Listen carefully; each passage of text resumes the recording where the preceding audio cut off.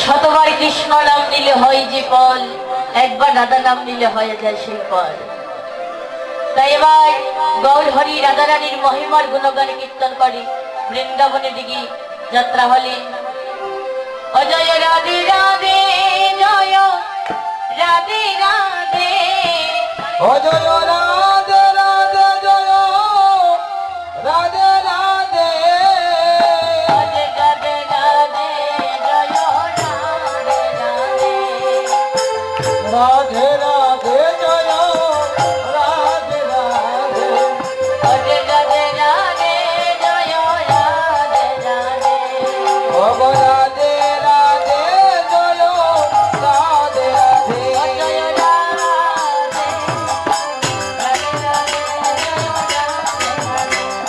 জয় রাধে রাধে, জয় রাধে রাধে জয় রাধে রাধে, জয় বৃন্দাবনের বিলাসিনী রাধে রাধে, তুমি বৃন্দাবনের বিলাসিনী রাধে রাধে, বৃন্দাবনের বিলাসিনী রাধে রাধে, বৃন্দাবনের বিলাসিনী রাধে রাধে, ললিতার প্রিয় সখী রাধে রাধে, ওগো ললিতার প্রিয় সখী রাধে রাধে, শ্যামচন্দ্রের আল্লাদিনী রাধে রাধে, শ্যামচন্দ্রের আল্লাদিনী রাধে রাধে, জয় রাধে রাধে রাধে জয় রাধে, জয় রাধে রাধে রাধে জয় রাধে রাধে, অষ্টসখীর শিরোমণি রাধে রাধে, অষ্টসখী শিরোমণি রাধে রাধে, তোমার কাঙ্গালে ডাকি তোমায় রাধে রাধে, ওগো তোমার কান্নার ডাকে তোমায় রাধে রাধে, তুমি আভারি শিকর দয়া রাধে রাধে, তুমি এবারে সকল দয়া রাধে রাধে, একেবারে শিকর দয়া রাধে রাধে, ওগো একবারে সকল দয়া রাধে রাধে, তোমার চরণে শরণ নিলাম রাধে রাধে, হয় আমি চরণে শরণ নিলাম রাধে রাধে, জয় জয় রাধে জয় জয় সা, জয় জয় রাধে বৃন্দাবন দাস, ওগো জয় জয় রাধে জয় জয় শ্যাম, জয় জয় রাধে বৃন্দাবন ধাম, ও রাধা রানী কি জয় মহারানী কি জয়, রাধা রানী কি জয় মহারানী কি জয়, রানী কি জয় মহারানী কি জয়, রাধা রানী কি জয় মহারানী কি জয়, জয় জয় জয় জয় রাধা রানী কি জয়, ওগো জয় জয় জয় জয় রাধা রানী কি জয়, হরি রাধারি নামের যে মহিমা মদনী মোহনী জানে, ওগো রাধা নামের যে মহিমা মদন মোহন জানে গো, ওরে রাধার যে মহিমা মদনী মোহনী জানে, ওগো রাধা নামে যে মহিমা মদন মোহন জানে, ওরে রাধার নামে বাজাই বাঁশি যমুনা পুলিনে, ওগো রাধা নামে বাজায় বাঁশি যমুনা পুরিলে, আরে জয় রাধে শ্রী রাধে রাধে প্রদায়িনী, জয় রাধে শ্রী রাধে রাধে প্রদায়িনী, জয় রাধে শ্রী রাধে রাধে প্রদায়িনী, জয় রাধে শ্রী রাধে রাধে প্রদায়িনী, ওই নামে জপিতে হই রে অমৃতে লোকনি হরি বল হরি বল হরি বল, জপিতে হলে অমৃ তেরকনি, জয় রাধে জয় রাধে জয় রাধে জয় রাধে, রাধে জয় রাধে জয় রাধে জয় রাধে, জয় রাধে। তাই এবার মধুমা বৃন্দাবনে গমন করেছি, এবার বৃন্দাবন লীলা আমার আস্বাদন করব। কেমন ভাবে রাধারানী সুবলির বেশি গোবিন্দ দর্শনে দিয়েছিলেন। একদিন শ্রীরাম বৃন্দাবনে দ্বাদশ রাকালি নবল যেন কৃষ্ণ বলরামের দুটো ভাই সবাইকে সঙ্গী করে নিয়ে গছারণে গমন করেছিলেন।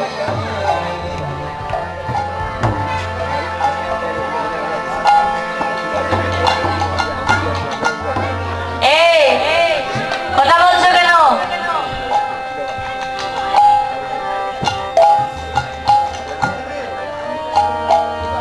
গোবিন্দ সবাইকে সঙ্গী করে নিয়ে যখন গতি গমন করলি, ঠিক এমনই সময় মধ্যাহ্ন সময়ে কৃষ্ণ এবং বলরাম তারা দুটো ভাই একত্রিত হয়ে বৃন্দাবনের মধ্যে মনের আনন্দে আত্মহারা হয়ে তিনি কি করলি? একটি খেলা শুরু করলে। এমনই ভাবে খেলা শুরু করছি, মহাজন লীলার পাশ থেকে দাঁড়িয়ে পদকর্তা রামকানোর যখন এই খেলাটি নয়নে দর্শন করলে, তখন মনের আনন্দে পদ গিয়েছে। দেখো রে, কত সুন্দর করে আজ কৃষ্ণ বলরাম বৃন্দাবনে গেছে। তাই তো বলে গিয়েছে, ও দেখো গেলে রে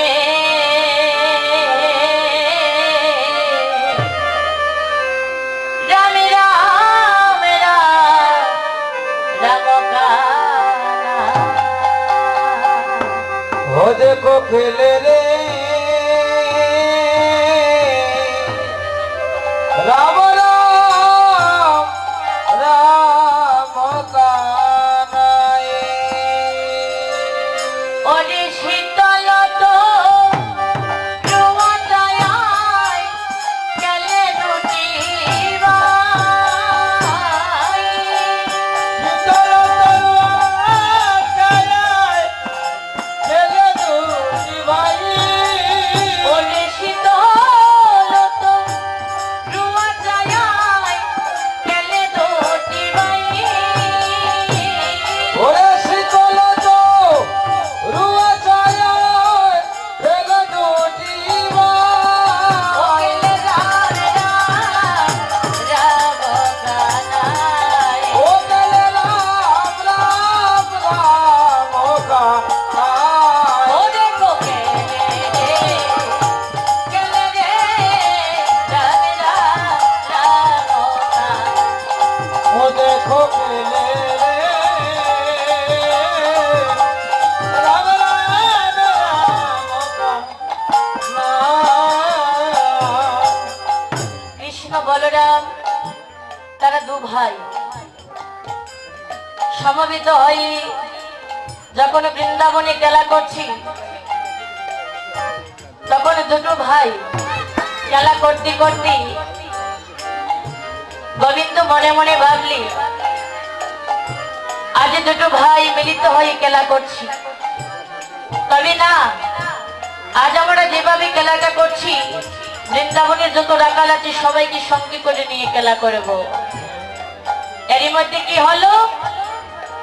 ওদের দামে কানাই দুই ভাই দুই দিকে গেলা, যার যত কেলুয়া বাছিয়া নিলা।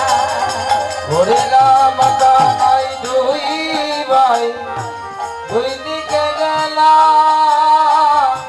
যার যত তলোয়ার বাছিয়া নিলা। ওরে দামে কানাই দুই ভাই দুই দিকে গেলা, যার যত কেলুয়া বাছিয়া নিলা। ওরে রাম কানাই দুটি ভাই দুই দিকে গেলা, যারা যেই খেলুয়া তারা বাঁচিয়া নিলা। ও কানাই যারো যত কেলুয়ায় বাছিয়া নিলা। ওরে যারা যত খেলুয়ার বাঁচিয়া নিলা। ওরে যারো যত কেলুয়ায় বাছিয়া নিলা। ওরে যারা যত খেলুয়ার বাঁচিয়া নিলা। খেলে রে রাম রাম রাম কানাই। ও খেলে রে রাম রাম রাম কানাই।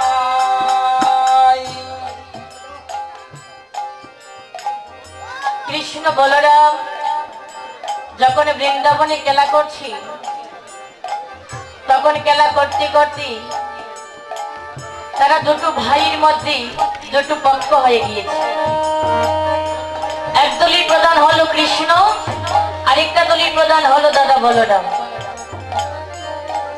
তখন বলরাম গিয়ে কানাই গিয়ে প্রশ্ন করলো, এই কানাই, আজ যে খেলা করতে শুরু, আজ যে তুই খেলাটি শুরু করেছিস, হ্যাঁ, আমাদের দুটো ভাইয়ের মধ্যে দুটো পক্ষ হয়ে গিয়েছে, তবে যে খেলাটি খেলবি ওই খেলার নামটা কি?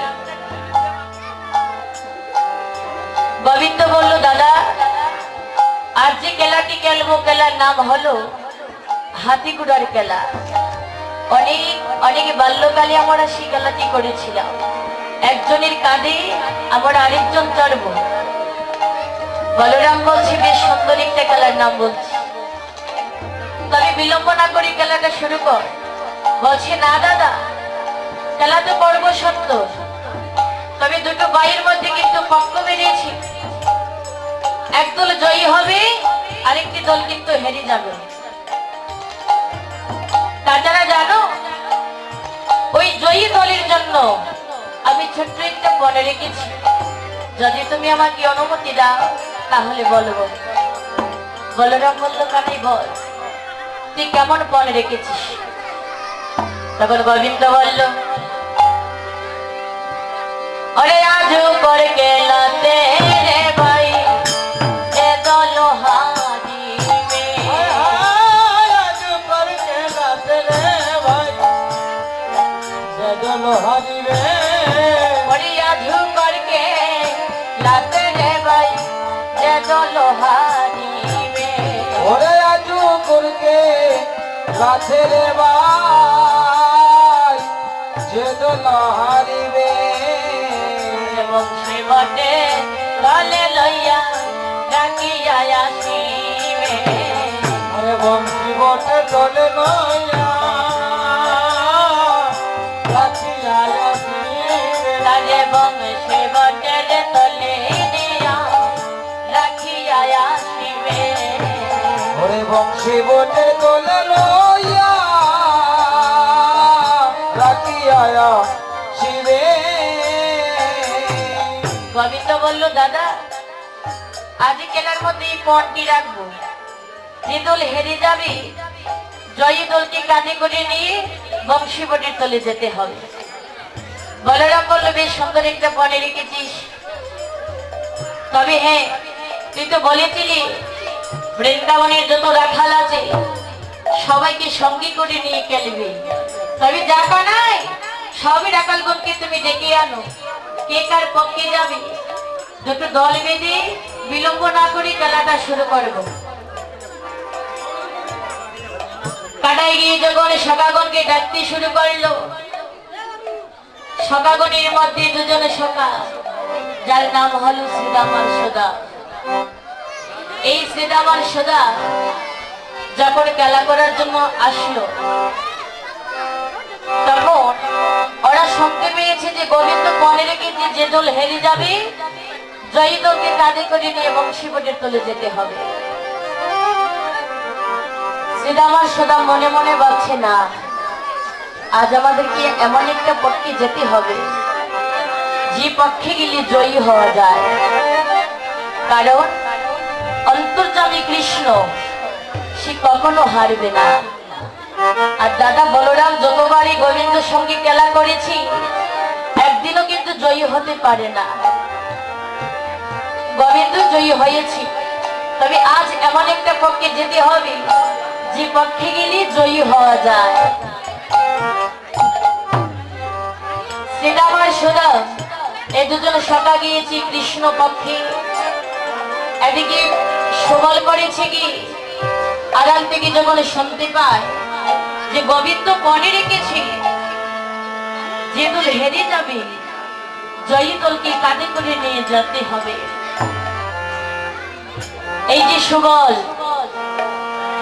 আমার গোবিন্দের এমন একজন ভক্ত, যার কাছে গোবিন্দ তার মনের গোপন কথা খুলে বলে।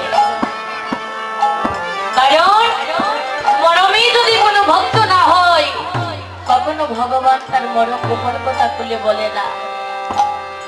এই যে সুবল, এই সুবলকে ত্রেতা যুগে যিনি রাক্ষসকুলে জন্ম নিয়েছিল, বিভীষণের পুত্র তরুণী সেন রাক্ষসকুলে জন্ম নিয়েছে। রাবণ এমনই অভক্ত ছিল, রাম নাম বদলে নেবে কেমন করি। রামের সঙ্গে যুদ্ধ করার জন্য তার যত সৈন্য ছিল সীতা দেবীকে হরণ করে নিয়ে গিয়েছিল। আর এই রাবণ এই রাক্ষসকুলকে উদ্ধার করার জন্য গিয়েছিলেন লঙ্কায়। তখন বিভীষণের পুত্র ছিল তরুণী সেন।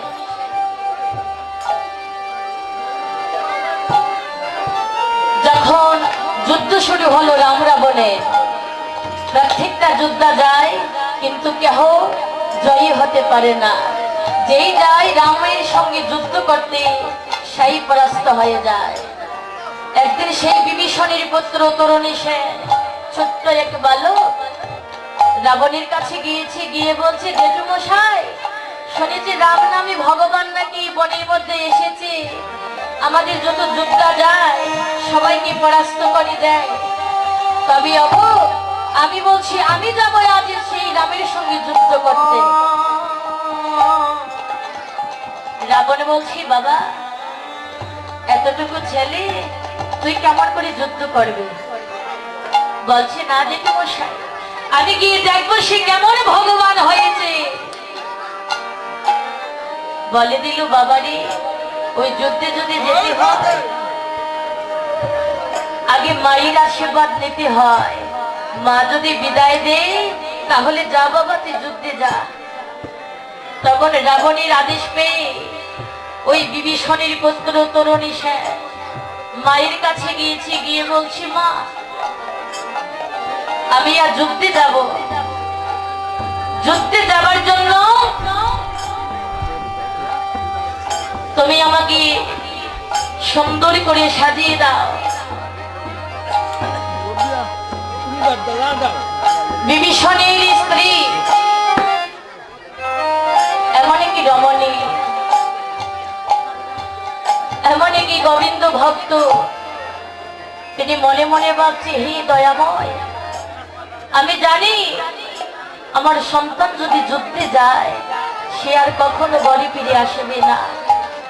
তবে হে প্রভু সন্তান যখন যুদ্ধে যেতে চাচ্ছি আমি ওকে সাজিয়ে দেব।